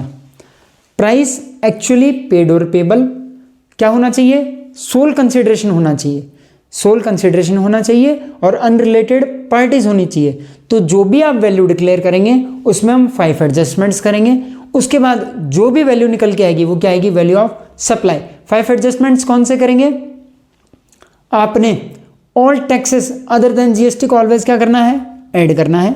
ऑल डिस्काउंट जो भी वैल्यू ऑफ सप्लाई के टाइम पे अवेलेबल है उनको क्या करना है, लेस करना है।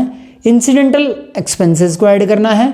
कोई भी ऐसा अमाउंट जो कि सप्लायर के बिहाव पे रिसिपिएंट ने किसी अनदर पर्सन को पे किया है उसको ऐड करना है।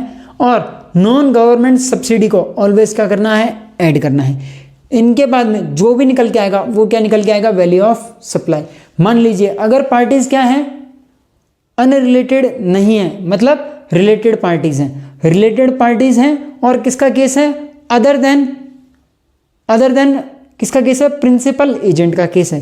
तो फिर क्या करेंगे, अगर रिसिपिएंट फुल आईटीसी के लिए अवेलेबल है तो जो भी आप डिक्लेयर करेंगे उसी को हम वैल्यू ऑफ सप्लाई मान लेंगे।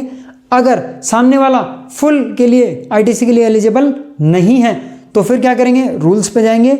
मतलब क्या होगा, ओपन मार्केट वैल्यू अगर अवेलेबल नहीं है तो लाइक थिंग एंड आर्टिकल की वैल्यू, वो भी अवेलेबल नहीं है तो फिर क्या होगा, कॉस्ट प्लस 10% का रूल अप्लाई किया जाएगा। अगर प्राइस क्या नहीं है, सोल कंसीडरेशन नहीं है तो फिर ओपन मार्केट वैल्यू लेंगे। अगर वो अवेलेबल नहीं है तो फिर क्या करेंगे, टोटल कंसीडरेशन निकालने की कोशिश करेंगे। अगर वो भी अवेलेबल नहीं है तो फिर क्या करेंगे, like thing and article, Vivo का एग्जांपल मैंने दिया था वो लेंगे। अगर वो भी पॉसिबल नहीं है तो फिर कॉस्ट प्लस 10% करेंगे। क्या करेंगे, कॉस्ट प्लस 10% करेंगे। अगर प्रिंसिपल एजेंट का केस है तो एजेंट जो भी अनरिलेटेड पर्सन से प्राइस चार्ज करता है उसकी वैल्यू का 90% अमाउंट क्या होगा, वैल्यू ऑफ सप्लाई। किसका, प्रिंसिपल और एजेंट के बीच में जो सप्लाई हुई है उसकी सप्लाई का वैल्यू ऑफ सप्लाई मान लिया जाएगा। यह आपका वैल्यू ऑफ सप्लाई का चैप्टर है जिसका फिक्स क्वेश्चन आता ही आता है, गलती के कोई चांसेस नहीं है। सिर्फ आपको मेथड में वैल्यूज पुट करने हैं, एडिशनल दिमाग बिल्कुल नहीं लगाना है कि ये ऐसा होगा तो क्या होगा, ऐसा होगा तो क्या होगा। एग्जामिनर बहुत कंफ्यूज करेगा आपको, ये होगा नहीं, आपको सिंपली मेथड फॉलो करना है। इनमें से कुछ आ रहा है तो एड, नहीं तो लेस। अगर कुछ है इनके अलावा कुछ भी बाहर है तो हम उसका एडजस्टमेंट इस चीज में नहीं करेंगे। क्या नहीं करेंगे, उसका एडजस्टमेंट हम इसमें करते हुए नहीं चलेंगे। फटाफट से हम 1-2 क्वेश्चंस देखते हैं, उसके बाद सम स्पेसिफाइड रूल्स कवर करेंगे। स्पेसिफाइड रूल्स जो कि इंश्योरेंस पर्सन के लिए है कि जो किस में डील करते हैं, सेकेंड हैंड गुड्स में डील करते हैं या फिर जो क्या है मनी चेंजर्स पर्सन है, उनके लिए क्या रूल्स हैं, उन सब के लिए क्या है रूल्स अलग हैं। इससे पहले मैं आपको 1-2 क्वेश्चंस बताता हूं, वो आप देखिएगा, ठीक है। फटाफट से मैं क्वेश्चन रीड करता हूं।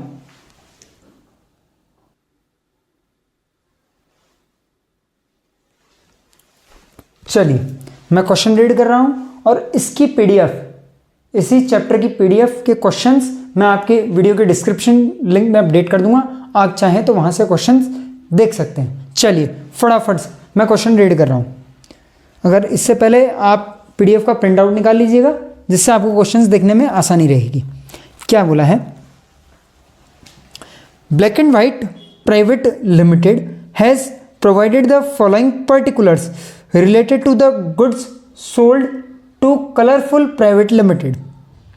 List price of the goods exclusive of taxes and discount. List price कितना है 50,000।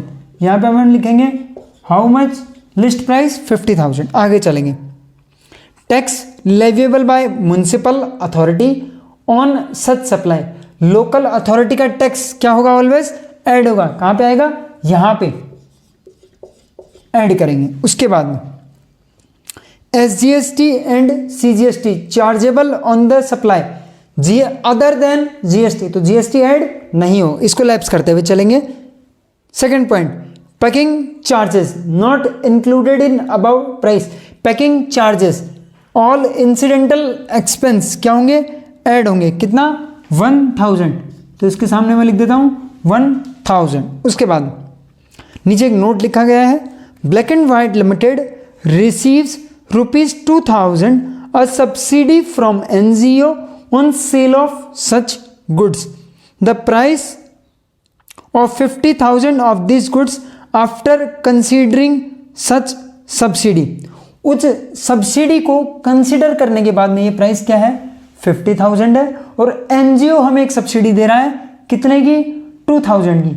वो कोई गवर्नमेंट दे रही है नहीं, नॉन गवर्नमेंट सब्सिडी को क्या किया जाता है, ऐड किया जाता है। तो अपन क्या करेंगे, ऐड कर देंगे। चलिए आगे, black and white offers 2% discount on list price of such goods which is recorded in the invoice. इसका 2% डिस्काउंट कितना 1000 रुपीज। ऑल डिस्काउंट को क्या किया जाता है, लेस किया जाता है। यहां पे हम क्या करेंगे, डिस्काउंट लेस कर देंगे। चलिए आगे चलेंगे, determine the value of supply made by the black and white limited. इसकी वैल्यू ऑफ सप्लाई कितना आएगा 5 + 2 7, 8 - 1 7, 57,000 क्या आएगा? 57,000। आप बताइए मुझे क्या मुश्किल है इस क्वेश्चन में? कुछ भी दिक्कत है नहीं, बट आपको क्या करना है, इस फॉर्मेट में सिर्फ वैल्यूज डालने हैं। आपका क्वेश्चन कभी भी गलत नहीं होगा, कभी भी। नेक्स्ट क्वेश्चन फटाफट से देखेंगे। Next question, Samriddhi advertisers conceptualized and designed the advertising campaign for a new product launched by Moon Private Limited। Moon Private Limited एक नया प्रोडक्ट लॉन्च कर रहा है जिसके लिए एडवर्टाइजिंग का काम कौन कर रहा है? Samriddhi advertisers. For a consideration of 5 lakh. मान लीजिए मैं किस चीज का बिजनेस करता हूं, इस डस्टर का, और इसकी एडवर्टाइजमेंट किसी एजेंसी को बोलता हूं, मान लीजिए दैनिक भास्कर को, और वो मेरे लिए उसका एडवर्टीजमेंट डिजाइन कर रही है कितने रुपीज में? 5 लाख रुपीज में। अमाउंट एक्चुअली पेड पेबल कितना होगा? 5 लाख रुपीज। चलिए, Samriddhi advertisers owned ₹20,000 to one of its vendor in relation to advertising services provided by it new moon private limited. Such liability of Samriddhi advertisers was discharge by new moon private limited. ये लोग क्या कह रहे हैं, मैंने जो duster की design का काम दिया दैनिक भास्कर को, तो दैनिक भास्कर ने मुझे क्या कहा कि मेरा एक वेंडर है, कौन? एक्स लिमिटेड, जिसकी मुझ पर 20,000 रुपए की उधारी है, तो आप 20,000 रुपए का पेमेंट क्या कर दीजिए, उनको दे दीजिए। तो 20,000 का payment made by recipient, payment कौन कर रहा है? Moon private limited. किसके बिहाफ पे? किसके बिहाफ पे? समृद्धि के बिहाफ। कितना? 20,000। तो ये क्या वैल्यू की सप्लाई में ऐड होता हुआ चलेगा। उसके बाद आगे इसने क्या लिखा है,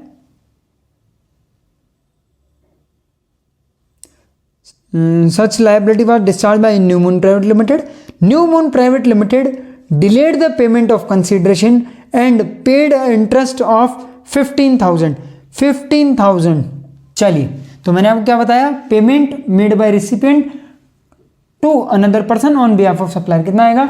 20,000। चलिए आगे इन्होंने क्या बोला है, इंटरेस्ट इन्होंने क्या किया है, आगे इन्होंने बोला है Samriddhi advertisers was discharge the new moon private limited. New moon private limited delayed the payment of consideration and दस INR 15,000 as interest. 15,000 as interest के रूप में इन लोगों ने क्या किया है, उस पर पे किया है।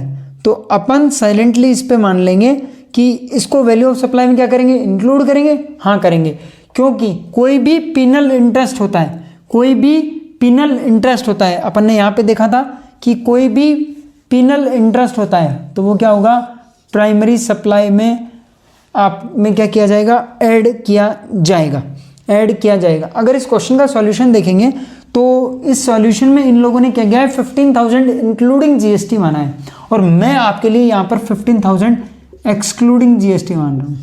तो इसकी टोटल वैल्यू ऑफ सप्लाई कितना आएगा,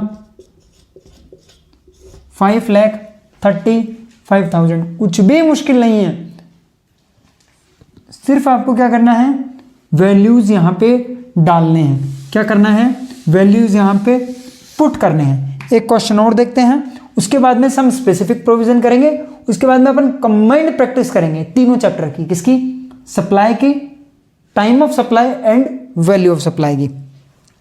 चलिए third question,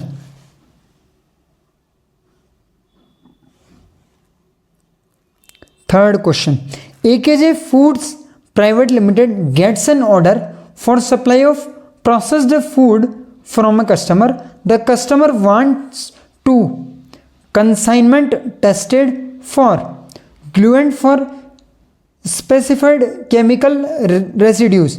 AKJ Foods Private Limited does the testing and charge testing fee from the customer. Does the testing fee AKJ Foods Private Limited agrees that such testing fees should not be part of the consideration for of the sale of such activity. Is his argument is correct in light of section 15। ये कह रहा है, मान लीजिए मैं किसी को order देता हूं कि ये डस्टर मेरा कैसा वर्क करेगा, या मुझसे कोई ऑर्डर रिसीव होता है कि आप जो डस्टर हमें बना के देंगे, इस डस्टर का काम कैसा है, मतलब इसकी क्वालिटी कैसी है, इसको आप हमसे एबीसी प्राइवेट लिमिटेड से टेस्ट करवा के दीजिए। अब इस टेस्टिंग का एबीसी प्राइवेट लिमिटेड मुझसे 2000 रुपीज़ पर कंसाइनमेंट चार्ज करता है। अब मैं ये बोलता हूं कि ये जो 2000 रुपीज़ मैंने पे किया है टेस्टिंग का, किसको, एबीसी प्राइवेट लिमिटेड, कस्टमर के बिहाफ पे, ये वैल्यू ऑफ सप्लाई में इंक्लूड नहीं होगा। क्या ये बात सही है? टेस्टिंग चार्जेस किस में इंक्लूड होता है? वैल्यू ऑफ सप्लाई में। तो आप क्या प्रोविजन लिखेंगे सबसे पहले कि टेस्टिंग चार्जेस किस में इंक्लूड किया जाता है? वैल्यू ऑफ सप्लाई में। इसलिए इसके द्वारा दिया गया तर्क, इसके द्वारा दिया गया लॉजिक गलत है, और 2000 रुपीज़ किस में इंक्लूड किया जाएगा? वैल्यू ऑफ सप्लाई में इंक्लूड किया जाएगा। चलिए, इसके बाद में कुछ अपन प्रैक्टिस क्वेश्चन तीनों के कंबाइंड साथ में देखेंगे। इससे पहले कुछ स्पेसिफिक प्रोविजंस देखते हैं। फर्स्ट स्पेसिफिक प्रोविजन किसके लिए? इंश्योरेंस कंपनीज के लिए।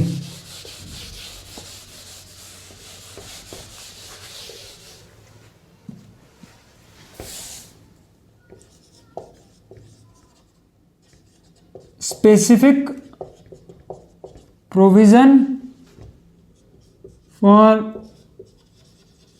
Value of supply. सबसे पहला फर्स्ट पॉइंट किसके केस में? इंश्योरेंस के केस में। किसके केस में? इंश्योरेंस के केस में। अगर आपको पता होगा, अगर आप कोई भी इंश्योरेंस पॉलिसी देखते हैं तो उसमें दो तरीके का पार्ट होता है, एक रिस्क पार्ट होता है और दूसरा इन्वेस्टमेंट पार्ट होता है। अगर किसी भी पॉलिसी में risk part plus investment part क्या है? कंबाइंड है। आप ऐसा कीजिए, या तो कंबाइंड है और या फिर क्या है? सेपरेट। क्या है? सेपरेट है। अगर कंबाइंड है, क्या है? कंबाइंड है, और वो क्या है? सिंगल प्रीमियम पॉलिसी है। क्या है? सिंगल प्रीमियम पॉलिसी है, तो 10% ऑफ प्रीमियम अमाउंट। क्या आएगा? 10% ऑफ प्रीमियम अमाउंट। अगर क्या है? कंबाइंड है और उसमें डिस्क्राइब नहीं है, मतलब कंबाइंड पॉलिसी है और सिंगल प्रीमियम भी नहीं है, अदर पॉलिसी है, तो फिर क्या होगा? For first year 25% of premium, from second year and onwards 12.5% of premium.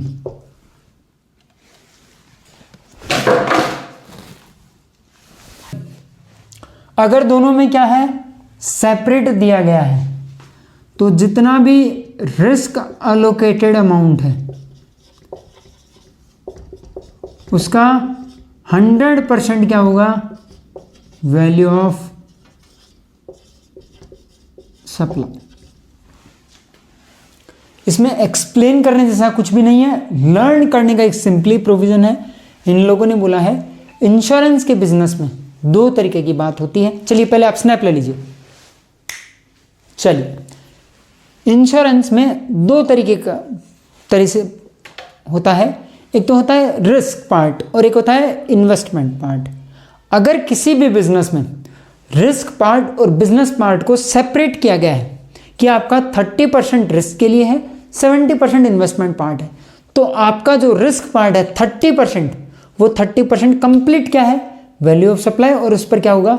GST charge होगा। अगर इन लोगों ने कुछ नहीं बताया है पॉलिसी में कि रिस्क पार्ट कितना है और इन्वेस्टमेंट पार्ट कितना है, तो फिर, और प्रीमियम क्या है, सिंगल टाइम है, सिंगल प्रीमियम पॉलिसी है, तो फिर जितना भी प्रीमियम है उसका 10% अमाउंट क्या माना जाएगा, वैल्यू ऑफ सप्लाई माना जाएगा। अगर ईयर बाय ईयर उसकी इंस्टॉलमेंट जाएगी और क्या है, फिक्स भी नहीं है कि इन्वेस्टमेंट पार्ट कितना है और रिस्क पार्ट कितना है, तो फिर फर्स्ट ईयर का जो प्रीमियम है उसका 25% वैल्यू ऑफ सप्लाई और सेकेंड ईयर से 12.5% प्रीमियम का अमाउंट क्या होगा, वैल्यू ऑफ सप्लाई माना जाएगा। किसके लिए, जीएसटी की कैलकुलेशन के लिए। फटाफट से इसको नोट करेंगे। चलिए सेकंड प्रोविजन, सेकंड किसके लिए है, ट्रैवल के लिए, और वो भी किसके लिए, फ्लाइट्स के लिए। वन लाइनर प्रोविजन है, वन लाइनर प्रोविजन है, क्या है,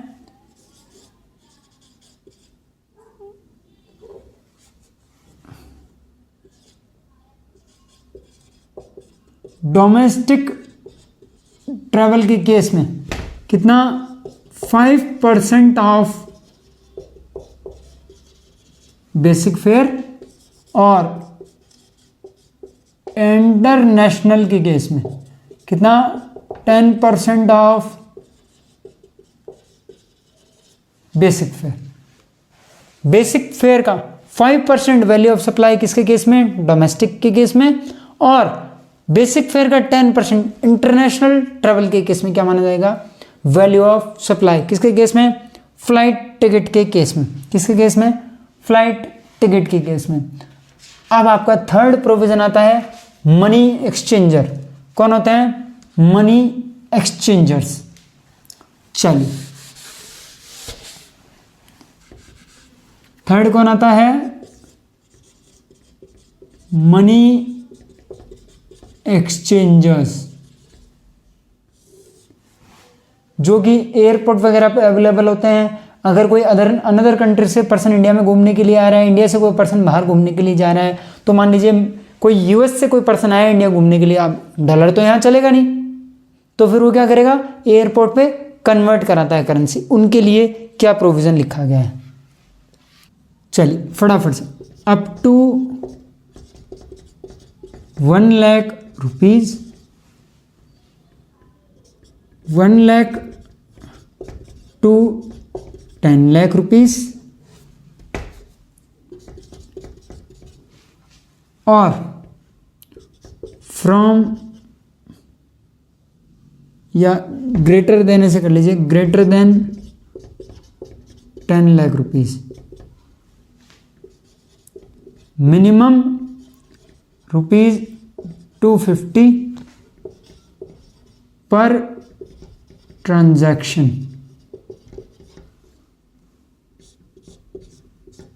इसको आप ब्रैकेट में ले लीजिए, 1% ऑफ अमाउंट, ठीक है।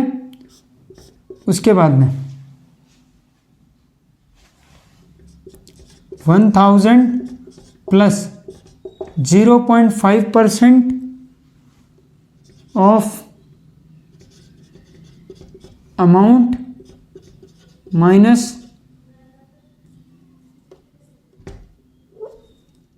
अमाउंट माइनस 1 लाख, ठीक है। फिर इसके बाद में 5500 plus 0.01% of amount minus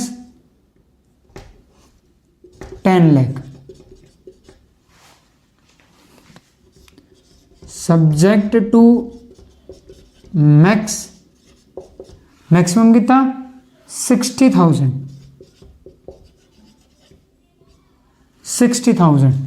subject to max कितना 60,000 पर ट्रांजैक्शन। इसमें भी एक्सप्लेन करने जैसा कुछ नहीं है, ये सिर्फ क्या है, स्पेसिफाइड लिमिट्स हैं, स्पेसिफाइड लिमिट्स हैं। तो इसमें क्या होगा, इन लोगों ने क्या बोला है, up to 1 lakh rupees 250 per transaction, ये क्या है मिनिमम, और 60,000 क्या है मैक्सिमम। ये तो लास्ट में देखनी है आपको। सबसे पहले क्या करना है 1% ऑफ अमाउंट। मान लीजिए 50,000 है तो 50,000 का 1% 500 रुपीज़, 500 और 250 कितना आएगा 500 रुपीज़। अब मान लीजिए 3 लाख रुपीज़ है तो 1000 प्लस 2 लाख का 0.5% कितना 2000, 1000 प्लस 1000 2000 रुपीज़। ऐसे क्या होगा कैलकुलेट होगा। 10 लाख रुपीज़ में 5000 plus 5500 plus 0.01% of amount minus 10 lakh, मान लीजिए कितना है 15 लाख, तो 15 लाख माइनस 10 लाख कितना हो जाएगा 5 लाख। 5 लाख का 0.1%, 0.01 सॉरी 0 लग गया यहाँ पे 0.1% है, सॉरी यहाँ पे 0.1% है, ठीक है। तो 0.1% कितना आएगा 0.1%। 5 लाख का 1% कितना होता है 5000 और 0.1% कितना होता है 500, तो 5500 प्लस 500 6000 रुपीज़। ऐसे करके किसके मनी एक्सचेंजर के केस में क्या होगा कैलकुलेट होगा। ये इनके लिए क्या है फर्स्ट ऑप्शन है, ये क्या है फर्स्ट ऑप्शन है। मनी एक्सचेंजर को 2 ऑप्शंस दे रखे हैं, सेकंड ऑप्शन कौन सा है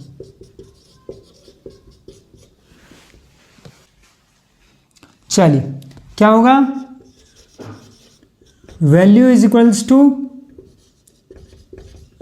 buying oblique selling rate minus RBI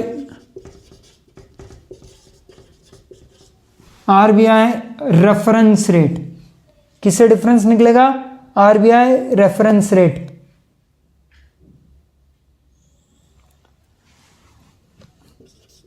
if RBI reference rate is not available तो फिर क्या होगा 1% of gross amount charged in INR। इसको मैं एक्सप्लेन करूंगा, आप सिर्फ एक बार इसको नोट डाउन कर लीजिए, सिर्फ एक बार नोट डाउन कर लीजिए, ठीक है। If currency not changed in INR, अगर रुपीज में ट्रांजैक्शन हुआ ही नहीं, डॉलर से सीधा क्या हुआ है यूरो, यहां पे मैं लिख देता हूं डॉलर टू यूरो, डॉलर से डायरेक्ट क्या हो रहा है यूरो हो रहा है, तो फिर क्या होगा